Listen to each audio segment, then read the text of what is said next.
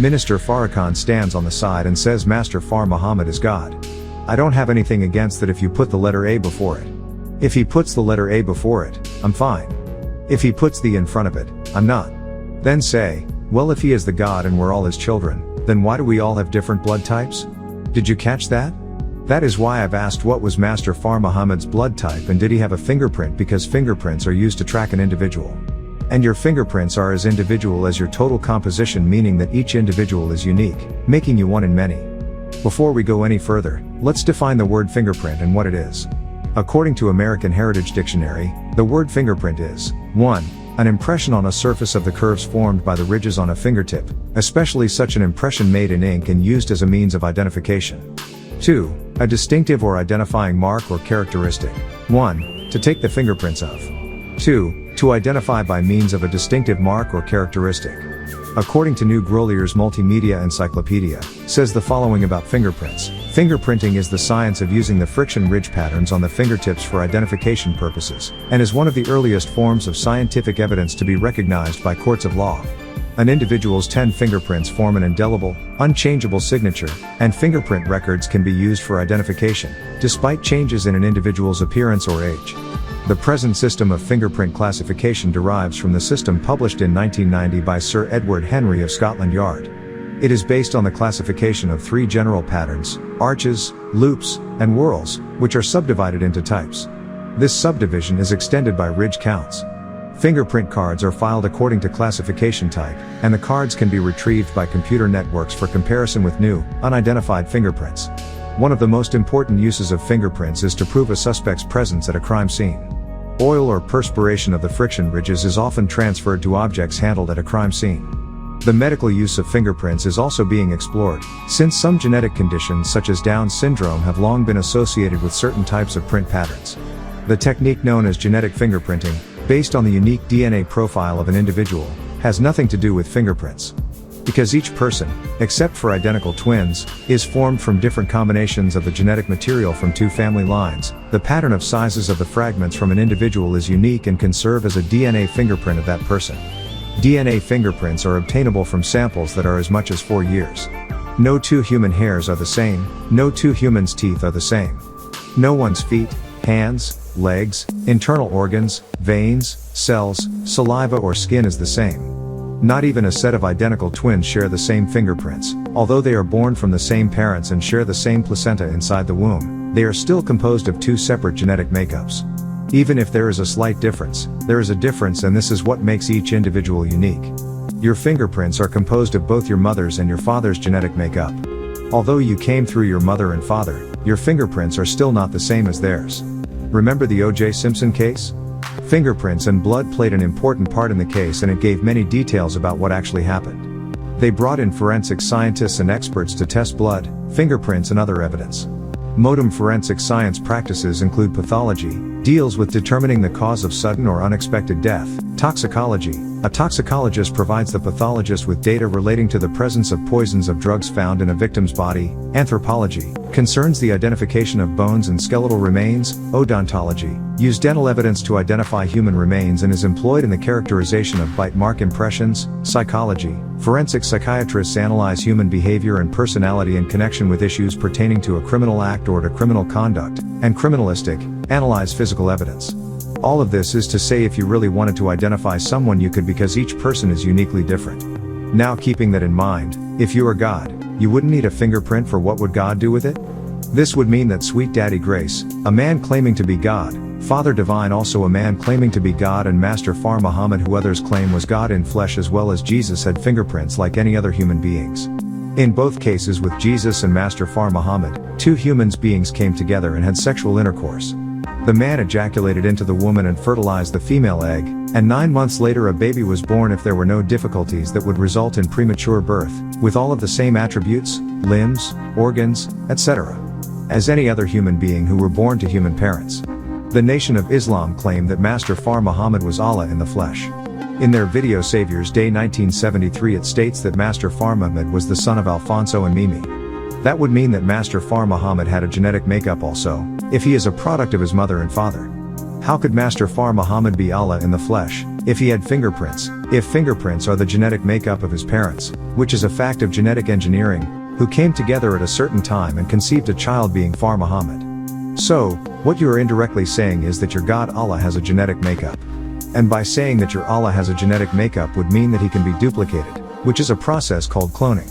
The point I'm trying to make is, how could you state that Far Muhammad is Allah in the flesh, when he indeed had all the characteristic of any other mortal human being that walked the face of this earth? When he was arrested he went through the same due process of law as any other human being. Mugshots were taken, fingerprints were taken, his name and identification was taken. If this is God or Allah, why is this happening to him? Is the only reason why Master Far Muhammad had a fingerprint was so that he can be identified in the event he is arrested? No, I don't think so. For what reason did God, which is supposed to be Master Far Muhammad, give you fingerprints? This should make you realize that somebody somewhere does log human beings by their fingerprints, and it is not the local police department. Refer to the Holy Tablets chapter 9 tablet 5 verses 17 to 18. So yes, of course Master Far Muhammad did have fingerprints. It is not hard to find out. His arrest record of the 1930s AD. All you have to do is go get his police record. I can go right to Detroit to get that police record and open up his files and see his blood type. And tell you his real nationality, but I'm not going to do that to you, Farrakhan. I just want you to know it can be done. So you'll be clear in your teachings. It is taught by the Nation of Islam that Far appeared in Detroit, Michigan in the year 1930 AD. He claimed to have come from Arabia, Mecca, to the lost tribe of Shabazz. Originally in Far's lessons, he was referred to as merely a prophet. Later he became the Messiah, and that is untrue. They have made him God, a fake God. When God comes in the flesh, God makes things happen. Do you understand that? How are you going to tell me, in the Nation of Islam I am a God and then I have to be there at the temple on Thursday? If I'm God I don't have to be there until I'm there. You understand what I'm saying? Now that may get you mad, but the truth usually does. The truth is like medicine. When grandma brought it to you, you were like, oh no, this is the nastiest stuff in the world. Medicine never tastes good to you. You want to go and eat ice cream.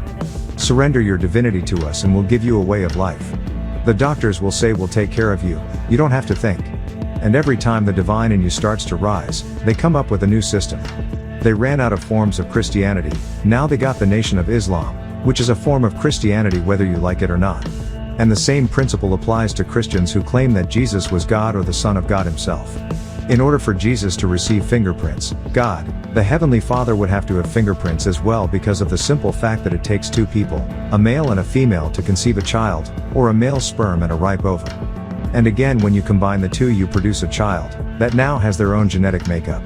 Now think, if Jesus is 33 and a third of his mother, 33 and a third of himself, and 33 and a third God, does this mean that his Father, who is God of the boundless universe, Quran 80:34, creator of the heavens and earth, Genesis 1:1, and the God who is responsible for the 7 days of creation, Genesis 1:1-26, has fingerprints too? Think about this.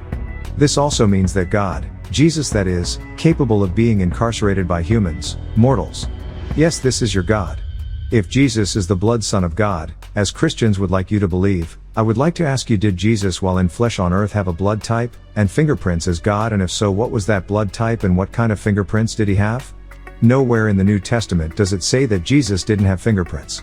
And I am sure if he didn't have fingerprints, it would have been pointed out several times and made into something mystical. This would undoubtedly mean God also has fingerprints, a blood type, and a genetic makeup in order for his son Jesus to have them. In comparison to Christianity, God, who is Far Muhammad to the Noi, and Jesus to the Christians, came down in the flesh. Matthew 26:63, Far Muhammad walked on the earth for 3.5 years, Jesus walked the earth, according to Christians, for 33 years. Luke 3:23, taught of a man with a biblical name, called Elijah, John 1:21, as Far Muhammad taught the Honorable Elijah Muhammad, built a name for himself, Mark 8:29, John 1:41, and left saying he would be back for you someday, John 16:16. That is Christianity, by whichever name you call it. Now you may not like that, but it is true. You may declare me the enemy, but most people who teach the facts are declared the enemy. You can declare me a cult and I'll say thank you very much, I'm glad I finally found my culture. But you will not declare me wrong until you can prove it. And if you can, then I'll sit in the audience and listen to you. I was trying to teach you so you would be prepared, because I need you to question me on another level. Not on the level that you questioned Farrakhan. Asking him questions you knew he could answer. That's not how you questioned me for years. I was always questioned with things they thought I could not answer. And with that, I had to start bringing you higher and higher. So your questions got harder, then finally you got past me and started saying, shucks, why didn't God make it all good? That was the ultimate question. That was the first stage of transforming from mortality to immortality, that realization, that one nothing else. Freemasons do not believe in a God. The God of Masonry is Jah, Baal, Om, or Jubbalam. Ask your grandfather or uncles who's a fellow Mason, who's Jubbalam. And watch the expression on his face. And this Jubbalam is short for Jah, Baal, and Om. And that's what they used in the lodge. They do not believe in God. They do not exalt Jesus Christ, though they have Christian terminologies. The lodge is not run by anything that deals with Christianity, Judaism or Islam. You can put a Quran or Bible or the Upanishad on the altar in a Masonic lodge and they do not care. Those seats are from the people responsible for introducing the 3 degrees, Hinduism, ancient Babylonian teachings and the Hebrew teachings. You can have Hinduism, because when they opened the gates up in America in the 1960s, every Swami, Pip Pip, and Hare Krishna came through. You can join that, but don't tell me they didn't see all those saffron robes coming through the airport now.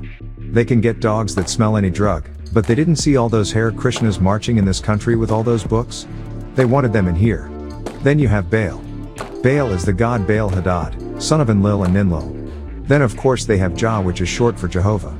So you can analyze either Christianity, Islam or Judaism, or you can go back to satanic worship, or take any of those Far Eastern philosophies and tie yourself in knots and call yourself Yogi, Swami, Baha'i, Pip Pip, but don't find your way back to where pictures of yourself existed. So was there ever a true or pure way of Islam? Yes, there was. However, what I am saying is that, what has been channeled down to you is the work of devils who have stepped in and decided what they wanted to change.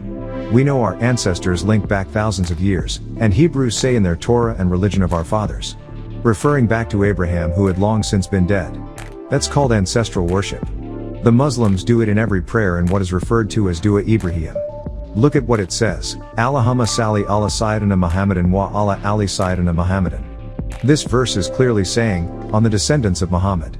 Then it continues to say in the next verse, Kama salayita ala Sayyidina Ibrahim wa ala ali Sayyidina Ibrahim wa barak ala Sayyidina Muhammadin wa ala ali Sayyidina. Now they are sending blessings on the family of Muhammad and himself and descendants. This dua is said at the end of each Muslim prayer 5 times a day.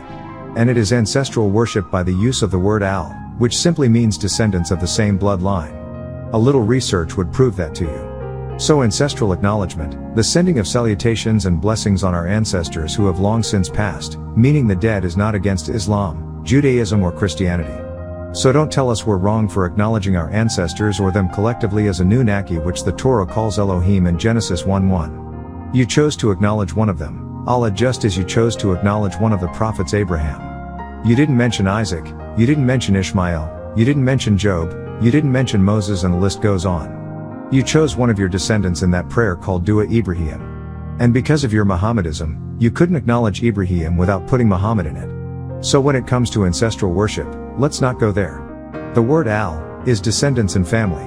This is how they translate the word. So if you say send salutations, which is the same word salah, which I explained in the introduction to Al's Holy Quran, scroll 176, is nothing but the root word for salat, for worship.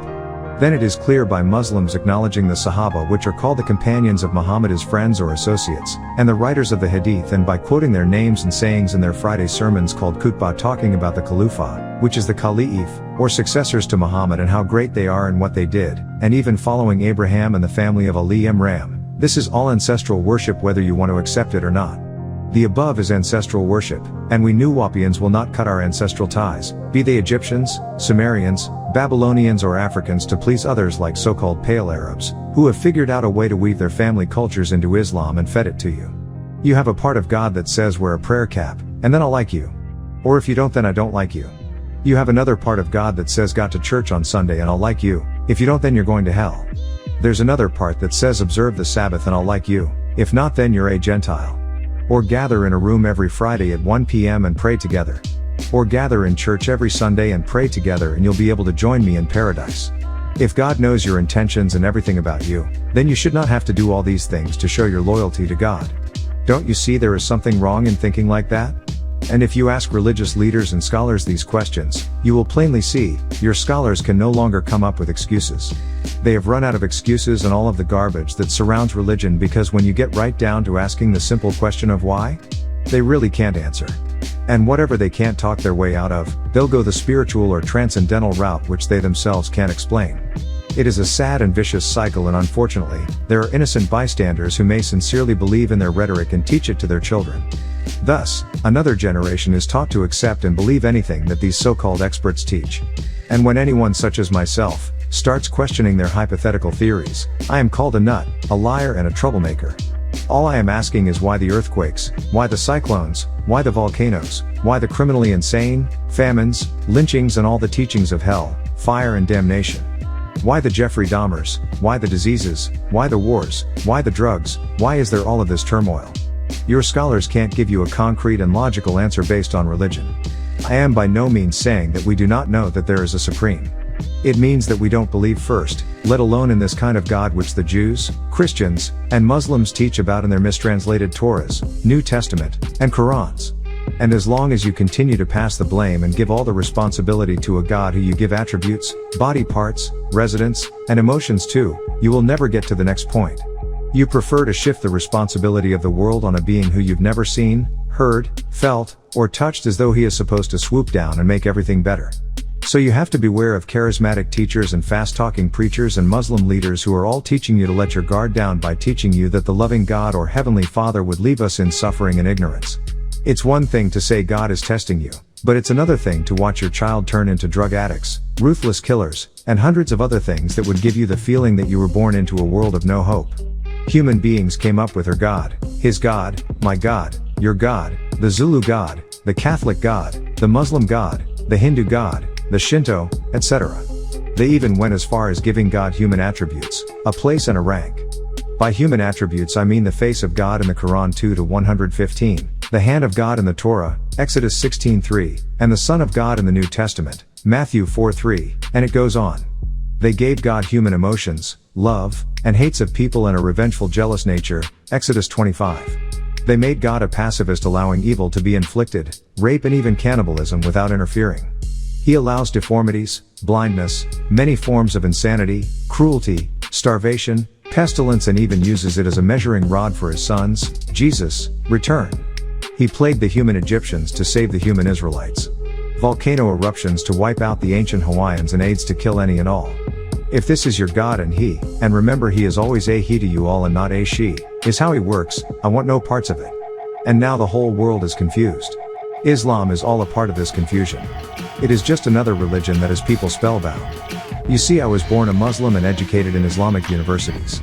However, my wealth gave me the power to travel, to investigate, and in doing so, I found out things that saddened me, truths that were hidden from me as a devout Muslim with tunnel vision, and why I brought it back to those who should know just to get some nur min Allahi, light from Allah. I was called names because I had questions about grammatical errors in the Quran, historical inconsistencies, outright scientific fabrications. I saw stories from other cultures that predated Islam. In the Quran there were characters from fables.